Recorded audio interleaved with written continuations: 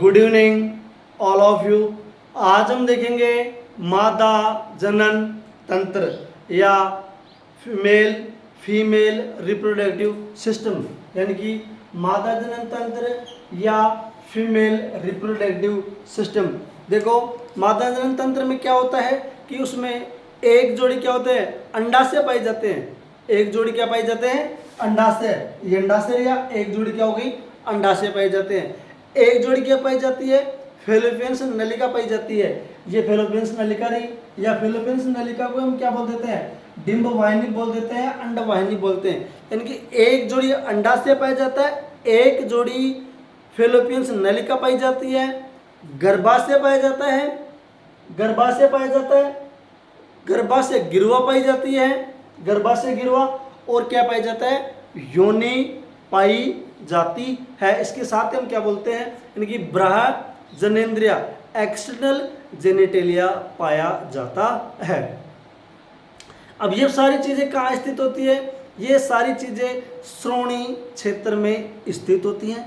इसके साथ ही हमें क्या देखने को मिलता है कि एक जोड़ी स्तन ग्रंथियां या एक जोड़ी मेमोरी ग्लैंड्स भी हमको देखने को मिलती हैं।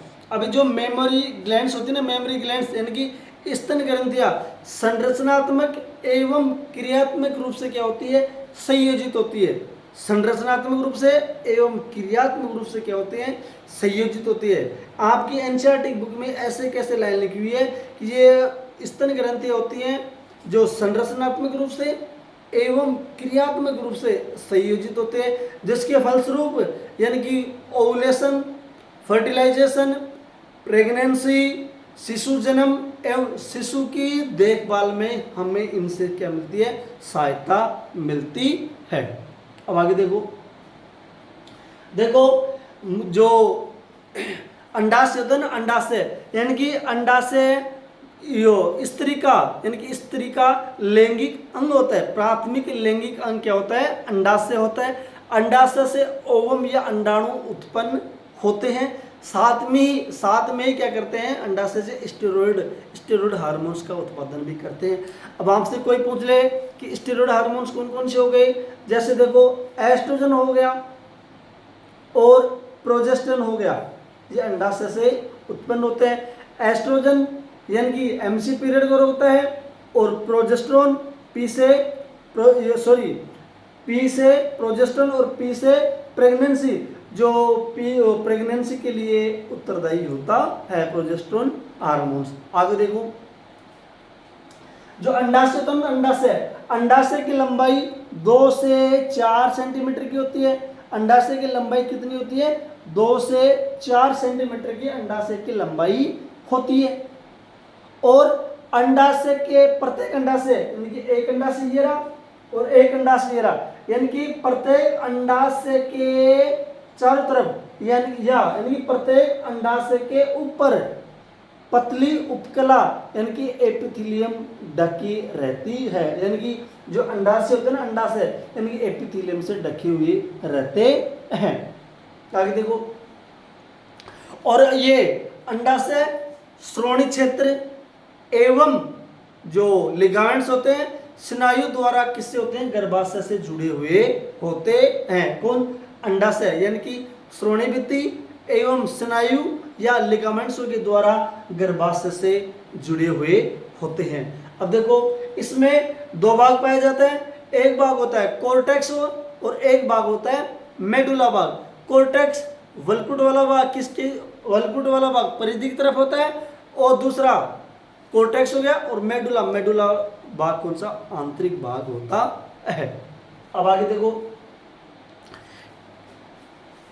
फेलोपियन नलिका, गर्भाशय एवं योनि, ये तीनों मिलकर के स्त्री की सहायक नलिका बनाते हैं। कौन कौन से स्त्री की सहायक नलिका बनाते हैं, ध्यान रखना, योनि, गर्भाशय एवं फेलोपियन नलिका तीनों मिलकर के स्त्री की सहायक नलिका बनाते हैं। अब देखो, जो ये फेलोपियन नलिका होती है ना, इसकी लंबाई 10 से 12 सेंटीमीटर होती है। अपने बोर्ड पे जगह नहीं है, नहीं तो मैं सब कुछ लिख देता, आपको लिख करके समझा देता। आप देखो जो ये फैलोपियन नलिका होती है ना, फैलोपियन नलिका, इस फैलोपियन नलिका की लंबाई 10 से 12 सेंटीमीटर होती है, 10 से 12 सेंटीमीटर होती है। अब देखो ये अंडाशय की ये परिधि, तो हम बोलते हैं कि जो फैलोपियन नलिका होती है ना, अंडाशय की परिधि से लेकर के गर्भाशय तक फैली हुई रहती है, यानी कि अंडाशय की परिधि से लेकर के गर्भाशय तक फैली हुई रहती है। कौन? फैलोपियन नलिका। अब देखो जो अंडवाहिनी होती है फैलोपियन नलिका होती है, या इसको क्या बोलते हैं हम? डिंबवाहिनी। अंडवाहिनी बोलो, फैलोपियन नलिका बोलो, या डिंबवाहिनी बोलो। अब देखो इनमें एक चौड़ा भाग पाया जाता है, नहीं, एक कीप के आकार का एक भाग पाया जाता है। किसमें? यानी कि फैलोपियन नलिका में एक कीप के आकार का एक भाग पाया जाता है, उसको हम क्या बोलते हैं? कीपक बोलते हैं। उस कीपक को ही हम इनफंडिबुलम भी बोलते हैं। अब आगे देखो जो इनफंडिबुलम है ना, इनफंडिबुलम के किनारों पर क्या दिखाई देती है हमको? फिम्बरी, यानी कि इनफंडिबुलम के किनारों पर अंगुली के समान प्रोजेक्शन दिखाई देते हैं हमें, यानी कि अंगुली के समान प्रोजेक्शन दिखाई देते हैं। कहाँ पर? यानी कि कीपक के किनारों पर अंगुली के समान हमें प्रोजेक्शन दिखाई देते हैं, जिसको हम क्या बोलते हैं? फिम्बरी बोलते हैं, या झालर भी बोलते हैं, झल्लरी भी बोलते हैं, झालर भी बोलते हैं। अब कोई आपसे पूछ ले कि फिम्बरी का कार्य बताओ, कोई आपसे पूछ ले जो फिम्बरी होती है इसका कार्य बताओ। अब देखो जब फिम्बरी होती है ना, फिम्बरी, और ये अंडाशय, तो ध्यान रखना ओवुलेशन होता है, यानी कि अंडोत्सर्ग की प्रक्रिया होती है। तो क्या निकलते हैं? ओवेरी से अंडाणु निकलते हैं, बहुत सारे अंडाणु निकलते हैं, एक अंडाणु तो निकलता नहीं है। यानी कि ओवेरी से अंडोत्सर्ग उत्सर्जित होता है, यानी कि अंडाणु निकलते हैं, ठीक है ना। तो जो इन वो अंडाणुओं को वे फिम्बरी होती है ना, उनको क्या कर लेते हैं? इकट्ठा करने का काम करती है। कौन? फिम्बरी। यानी कि अंडोत्सर्ग के समय यहाँ से अंडाशय से अंडाणु निकलते हैं, उनको इकट्ठा या संग्रह करने का काम किसको होता है? फिम्बरी का होता है। ये फिम्बरी का कार्य हो गया। अब देखो सबसे इंपॉर्टेंट बात या मजे की, जो इनफंडिबुलम होता है ना, इनफंडिबुलम अगला, यानी कि इनफंडिबुलम आगे चल करके एक चौड़ा भाग होता है, इस चौड़े भाग को हम क्या बोलते हैं? एम्पुला भी बोलते हैं, और इस एम्पुला को हम तुम्बिका भी बोलते हैं। अब देखो कोई आपसे एक क्वेश्चन कर सकता है कि निषेचन की प्रक्रिया कहाँ होती है? तो आप सब लोग जानते हो कि निषेचन की प्रक्रिया फैलोपियन नलिका के अंदर होती है, सबको पता है। अगर कोई ये पूछ ले कि फैलोपियन नलिका के अंदर भी कौन से भाग में होती है, तो ध्यान रखना फैलोपियन नलिका के अंदर किस में होगी? एम्पुला। एम्पुला को हम तुम्बिका बोलते हैं, यानी कि इस तुम्बिका में निषेचन की प्रक्रिया होती है। अब ये एम्पुला आगे चल करके अंडवाहिनी का एक संकीर्ण पथ होता है, उसको क्या बोलते हैं? इस्तमस। इस्तमस में आकर के खुलता है।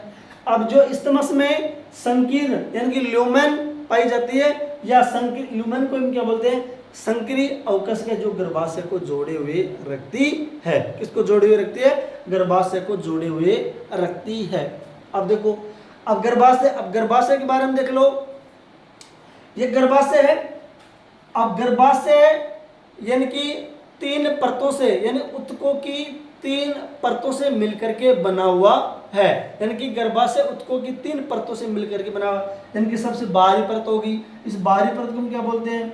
पेरीमेट्रियम। बाहरी परत को क्या बोलते हैं? पेरीमेट्रियम बोलते हैं। मायोमेट्रियम ये मध्य परत होती है, यानी कि मायोमेट्रियम इसको क्या बोलते हैं हम? मध्य परत होती है। और सबसे आंतरिक परत कौन सी होती है? एंडोमेट्रियम। सबसे आंतरिक परत कौन सी होगी? एंडोमेट्रियम को सबसे आंतरिक परत बोलते हैं। अब ध्यान रखना कि जो ये बाहरी परत होती है ना, यानी कि पेरीमेट्रियम, इस पेरीमेट्रियम क्या होती है? झिल्लीमय होती है, यानी कि बाहरी परत होती है। ये बाहर जो पेरीमेट्रियम होता है ना, बाहरी भाग होता है, यानी कि गर्भाशय का सबसे बाहर का भाग कौन सा हो गया? पेरीमेट्रियम। ये कौन सा होता है? झिल्लीमय होता है। मायोमेट्रियम मध्य गर्भाशय, यानी कि जो चिकनी पेशियों से बना हुआ होता है, इसमें चिकनी पेशियां पाई जाती है मायोमेट्रियम में। और देखो एंडोमेट्रियम, मेटीरियम सबसे गर्भाशय का आंतरिक भाग हो गया। जब एमसी पीरियड होता है ना, एमसी पीरियड यानी मेंस्ट्रुअल साइकिल आता है, उस टाइम पर इसमें चक्रीय परिवर्तन देखने को मिलते हैं। इसको आईएमपी कर लेना, यानी कि मोस्ट कर लेना इसको, कि चक्रीय परिवर्तन हमें कहां पर देखने को मिलते हैं। एमसी पीरियड के टाइम चक्रीय परिवर्तन गर्भाशय के कौन से भाग में देखने को मिलते हैं, तो एंडोमेटीरियम में एमसी पीरियड के टाइम चक्रीय परिवर्तन देखने को मिलते हैं। एक बात ये हो गई। और दूसरी बात देखो, जब प्रसव की प्रक्रिया होती है, यानी कि प्रसव की प्रक्रिया होगी, तो सबसे ज्यादा तीव्र संकुचन कहां पे होता है, यानी कि गर्भाशय की जो मध्य पेशी होता है ना, इसमें चिकनी पेशी पाई जाती है, तो सबसे तीव्र संकुचन, सबसे ज्यादा संकुचन कहां पे होता है, मायोमेट्रियम के अंतर्गत होता है। और देखो गर्भाशय गिरवा, गिरवानाल एवं योनि, तो हम बोलते हैं गिरवानाल एवं योनि मिलकर के किसका नाम हुआ, किसका निर्माण करती है, जन्म नाल, यानी कि बर्थ केनाल का निर्माण करती है। अब देखो, अब हमारा क्या बच गया, बाहरी जननेंद्रिया यानी कि एक्सटर्नल जेनिटेलिया। अब उस जेनिटेलिया को हम डायग्राम से, यानी कि अगले लेक्चर होगा उसमें बताएंगे। वीडियो कैसी लगी, वीडियो अच्छी लगी हो तो कमेंट करें, सब्सक्राइब करें।